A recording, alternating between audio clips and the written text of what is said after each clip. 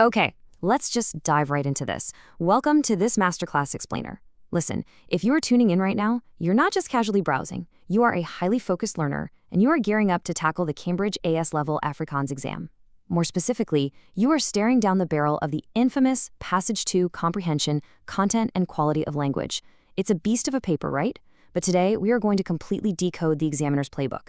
We are stepping way back from endless, mind-numbing vocabulary memorization, and instead, we're looking directly at the architectural framework of the exam itself. We're going to break down exactly how you should be structuring your thoughts and your answers to secure those top-tier elusive marks. Think of this session as your high-energy, highly strategic, step-by-step guide to mastering the actual logic behind the test. Let's get to work. I want you to consider this direct quote pulled straight from a recent senior examiner's report. Most students lose easy marks, but after this explainer, you won't be one of them. Okay, it's a stark warning for sure, but it's also an incredible promise. Year after year, candidates who actually possess a fantastic, fluent grasp of the Afrikaans language walk into that exam room and just bleed points on Passage 2. Why does that happen? Because frankly, they are playing the wrong game. They're looking at a complex, high-tariff question, those heavy 9 to 15 mark questions, and they are focused purely on direct translation or basic surface-level comprehension. Meanwhile, the examiner is sitting there with a rubric, actively hunting for a systematic, analytical process. Our sole objective today is to hand you that exact system. To achieve that, here is our structural roadmap for this session. We'll start by unlocking Passage 2, dive into the 3 cognitive domains, tackle data and systematic processing, expose the top 3 examiner traps, and finish up by securing your method marks. Okay, Section 1, Unlocking Passage 2. The absolute core mandate here is analytical depth over superficial breadth. You have to go deep, not wide. Which brings us smoothly into Section 2, the 3 cognitive domains. This is the theoretical architecture of the assessment you absolutely must master. So the examiners use a highly specific framework built on 3 domains: knowledge and understanding, analysis, and evaluation. To be a successful candidate, you have to demonstrate competence across all 3 of these pillars to unlock those top marking bands. Now, to really understand this, I want you to imagine 2 students sitting in a digital study suite right now debating a complex question. Let's call them Alex and Sam. Now, Alex is highly technical. Alex excels at formulas, facts, and the exact literal translation of the Afrikaans text. Alex lives in the first domain, knowledge and understanding. Do you know the vocabulary? Yes, but that's just the ground floor. Then we have Sam. Sam is a creative thinker, incredibly strong at building arguments, but struggles with structural precision.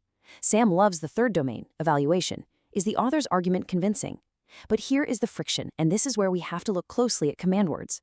Alex looks at a prompt asking to analyze and just lists facts. Sam looks at a prompt asking to what extent and just writes a broad opinion without anchoring it in the text. You need to bridge this gap through the middle domain, analysis. Analysis requires deconstructing the author's choices. Why use that specific Afrikaans metaphor? How does that exact sentence structure create tension?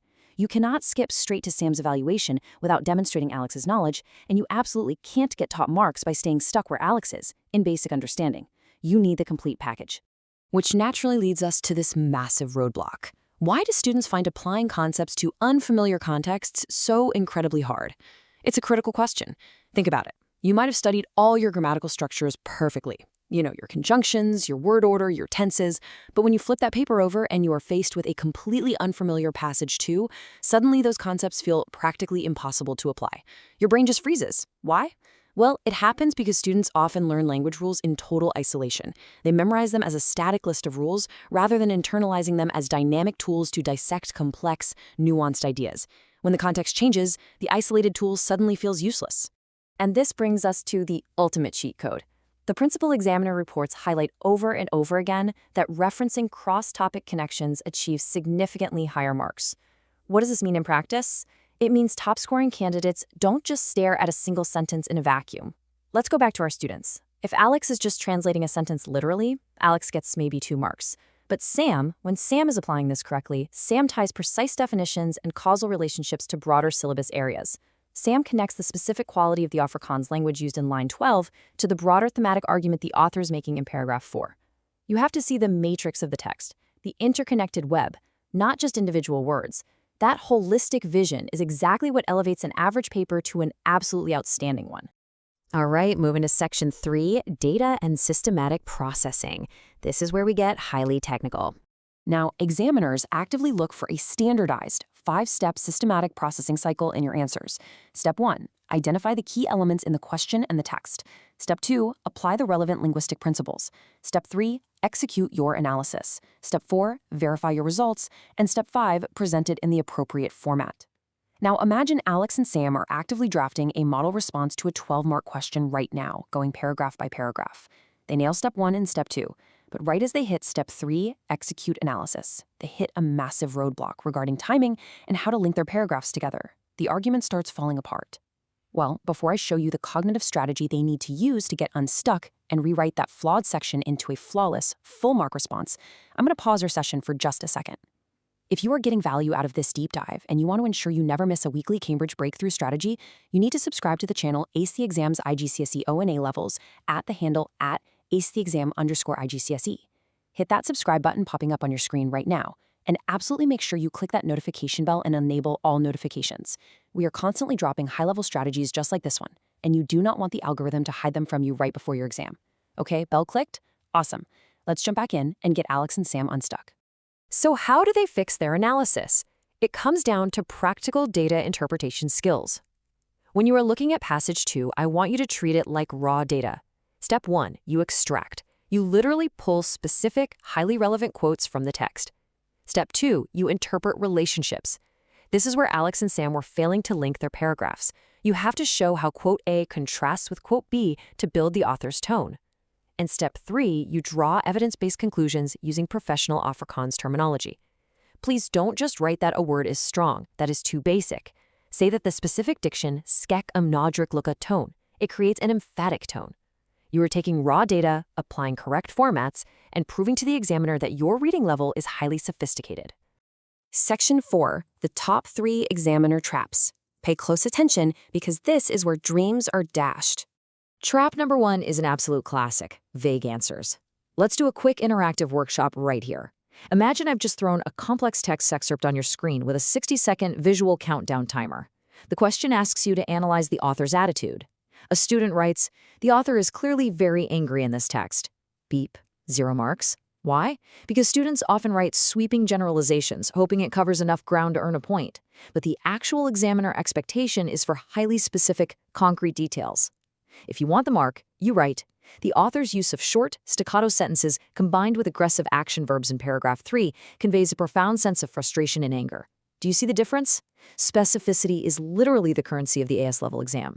Vague answers tell the examiner you kind of get the gist. Specific details prove you own the text. Now, let's look at traps number 2 and 3. I want you to try and spot these flaws in your own past papers. Trap 2, forgetting to check format and presentation. You would be utterly amazed at how many brilliant, insightful analyses are brutally marked down simply because the candidate didn't format their answer correctly, ignored the word count, or failed to present it in a logically structured, readable way. It's heartbreaking. And trap 3, answers are not specific to the context given. This is the copy-paste trap. This happens when you memorize a brilliant answer from a 2019 past paper and try to force-fit it onto the 2024 question. The context of passage 2 is king. You absolutely must tailor every single sentence you write to the specific text in front of you. The examiner's testing your reaction to this passage, not your memory of the last one. Let's move to section 5, securing your method marks. This is crucial for your peace of mind. The method mark strategy is your ultimate safety net on exam day. What does this mean? It means marks are rewarded for showing a logical process and clear working, even if your final conclusion is slightly off. This is a massive examiner alert. Listen to me. Always, always show your working, even in a language paper. If you are asked to evaluate the effectiveness of a highly complex Afrikaans idiom and you aren't 100% sure of the exact cultural nuance, don't just guess blindly. Break the problem down into logical, visible steps. Show how you analyze the individual words, how you infer the tone from the surrounding sentences. By doing this, you prove your methodology. The examiner will reward you for that analytical process, potentially saving your overall grade. To guarantee you hit those method marks every time, you need to employ this high-level 3-step framework. Deconstruct, solve, evaluate. First, deconstruct the prompt. Identify the exact given information and constraints. Next, break your analysis into logical steps and solve it systematically, paragraph by paragraph. Check your own reasonableness. Does your interpretation actually make sense within the broader context of the Afrikaans text? And finally, make justified conclusions based on that exact process.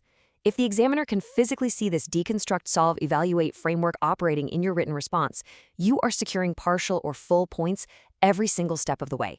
This is how Alex and Sam finally achieved their breakthrough. They stopped guessing and started processing. And to completely cap off that evaluate step and hit the highest possible marking band, you must remember this golden rule. Top-tier evaluation demands identifying limitations, assumptions, and alternative interpretations.